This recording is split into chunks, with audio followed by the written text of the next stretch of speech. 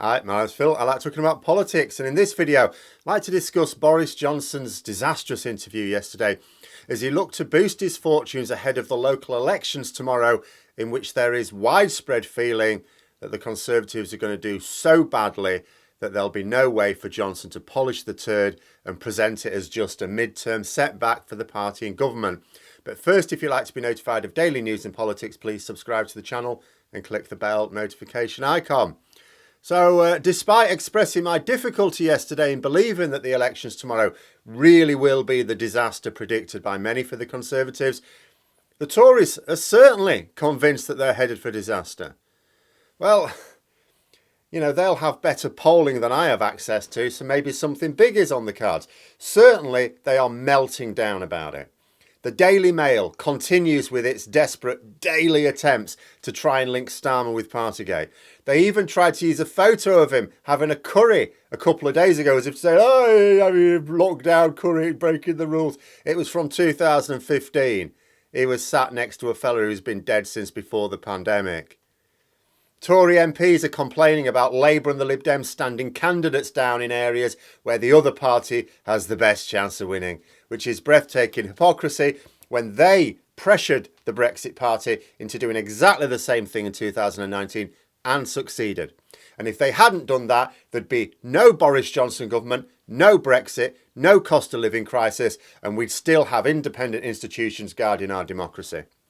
And then Boris Johnson went along to be interviewed by Susanna Reid on GMB for the first time in 5 years. This was a foolhardy move that got me questioning my scepticism about what might actually happen tomorrow. Because never mind what everyone else thinks, the fact that Boris Johnson went on that interview means that he at least believes he's on for a good hiding. Boris Johnson is incapable of conducting interviews with people who have both the skills and the inclination to put him under serious scrutiny. He didn't have to do it. Consider he ran away from Andrew Neil's interview during the 2019 general election campaign. Said he'd do it, then just didn't turn up. In fact, after yesterday's disastrous interview, I saw an unconfirmed report that Dominic Cummings said there's a reason he never allowed Johnson to carry out interviews of that kind. Susanna Reid was part of the GMB team who put government ministers under pressure virtually daily during the early months of the pandemic. The government eventually banned ministers from appearing on the show. They must have been mightily relieved because they all came away from those interviews badly bruised. Boris Johnson must have been mad to do that interview yesterday, and so must the people who advised him to do it. Ordinarily, a Prime Minister would be able to do those interviews. Ordinarily, with a Prime Minister, you'd say, right, we're not doing well in the polls. We've got important elections this week. Get yourself on the telly. Boost our campaign. Because they'll have spent their political career going on interviews, getting savage, coming away going, oh, God, that didn't go well, and then learning lessons so that they'd be in a fit state to cope at a pressure moment like this. But Boris Johnson is too lazy to prepare for something like this and too thin-skinned to put himself to those sort of trials to hone his skills. He has avoided being quizzed by competent interviewers for years. So he was woefully unprepared.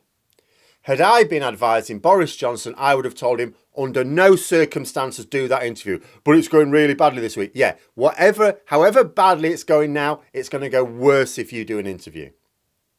Really all there is to it. Such an interview could only make things worse, and it has done for them. It seemed not unlike when Prince Andrew insisted on doing that interview with Emily Maitlis. At least then we know that his advisor urged him absolutely not to do it. I wonder if Johnson was advised not to do it and just did it anyway. And if that is the case, that would suggest that he really is desperate, that he does think his leadership is under real pressure and he had to chance his arm to rescue the situation.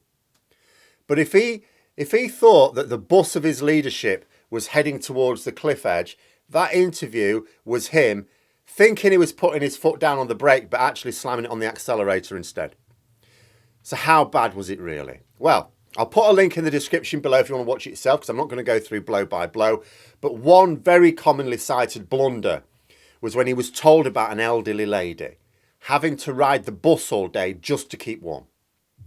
Johnson's response was to say that it's thanks to him she could do so for free, which isn't actually true, of course. But even if it were, imagine the response. A woman, an elderly woman, is too cold in her own home in May. I know it's a bit cooler for this May, but it's still May. Having to get on a bus and just ride around, not going anywhere, ride around all day until they kick her off because it's the only way to keep warm.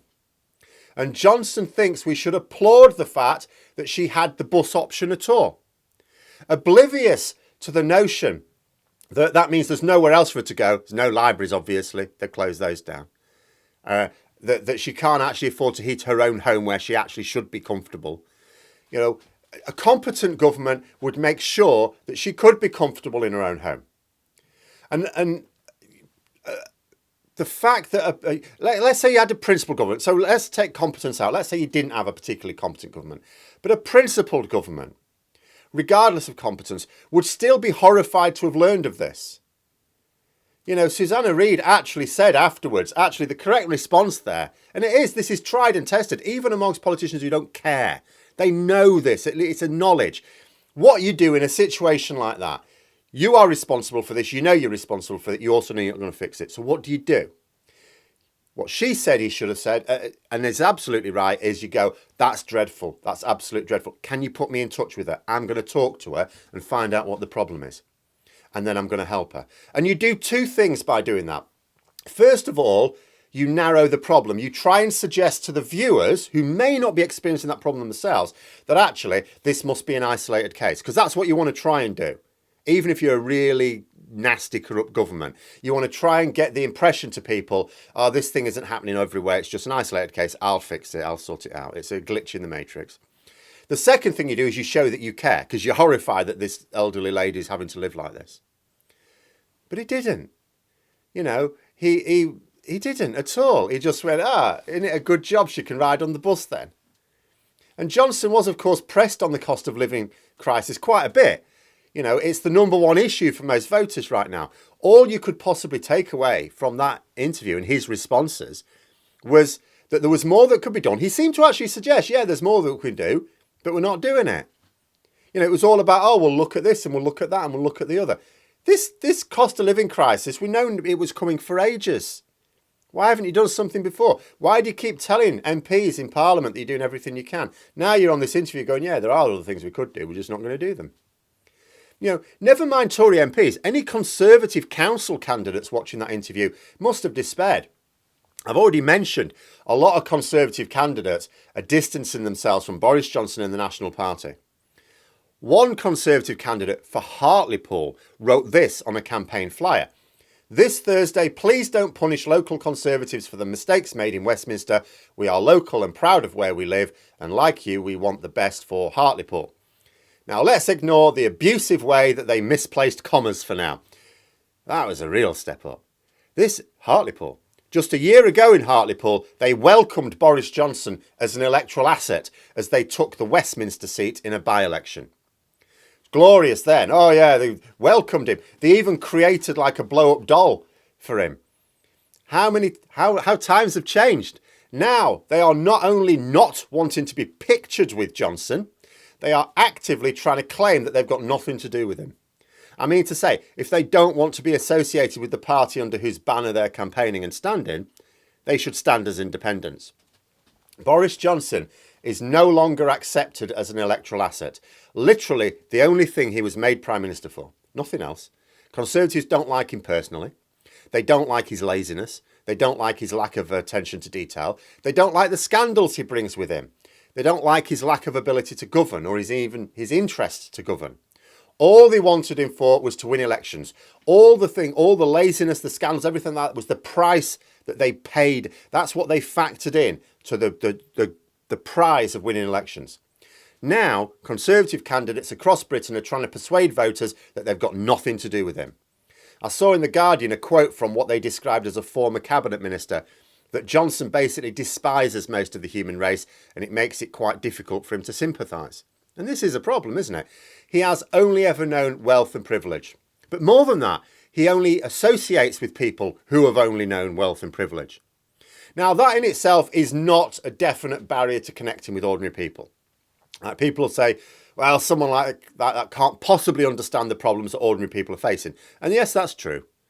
But you can still appreciate the problems. You can still try and learn what the problems are and learn what the solutions should be. And you can make sure you read the reports on the reality facing millions, even if you can't fully understand it, who can't afford the cost of living, and you can accept it. But Boris Johnson doesn't do this. He's too lazy to read reports, and he doesn't care about people. Boris Johnson only cares about Boris Johnson and those people who tell Boris Johnson that Boris Johnson is an amazing chap. It's not without reason that he's been described on both sides of the Atlantic as Britain's Trump. The best the Daily Express, which is basically Johnson's main fanzine, could come up with for today's front page was that the PM will fire up the economy to beat the cost of living crisis. No, he won't. All he's done is crash our economy. I mean to say, if an arsonist was setting fire to your house, would you trust them to put it out and rebuild the property? And also, even if this were true, even if there was some economic boost on the horizon, which there isn't, the opposite, that's not helping people now, is it? In fact, if you were convinced that there's an economic boom on the horizon, why wouldn't you help people now? Why wouldn't you? Because you're going to reap the harvest in a year's or two's time, aren't you? If that's what you reckon is going to happen. If you reckon the economy is going to boom, then just get an early withdrawal. But no, he knows that that's not going to happen. As a final aside, I saw another article about Johnson, and this wasn't linked to the article, to the interview, sorry. It was about how he's seen in London these days. He used to be popular in London. They elected him their mayor twice. I saw a quote from someone saying it was a different Boris Johnson then. No, it wasn't. It was the same one. And he's not behaving any differently now. In no way is he behaving any differently now. His policies have changed because policies were never part of who he was. Boris Johnson was always about Boris Johnson. That Londoners may feel he's changed is because he used to need them and now he doesn't. He needed them to become mayor of London, so he adopted policies popular with them. He didn't actually carry them out, did he? They don't seem to have noticed that. But to become Prime Minister, London is of no real use. You don't become a Tory Prime Minister by capturing London. There's too much of it you can't get. He needed Brexit and populism to become Prime Minister, which meant adopting different, often opposite policies to the ones that made him popular in London. And until people see this, that he will just adopt whatever, or he will claim to adopt whatever policies his target voters are attracted to, even though he won't carry them out, they'll continue to be confused by him and maybe keep hoping that he'll change back. But he won't change back because he never changed in the first place. His priorities are a universal constant so steady that really physicists ought to have calculated it by now. But those are my thoughts. Let me know yours in the comments below. Hope you found the video interesting. If you did, please click the like button and maybe even click on the join button if you'd be interested in memberships. And until next time, I'll see you later.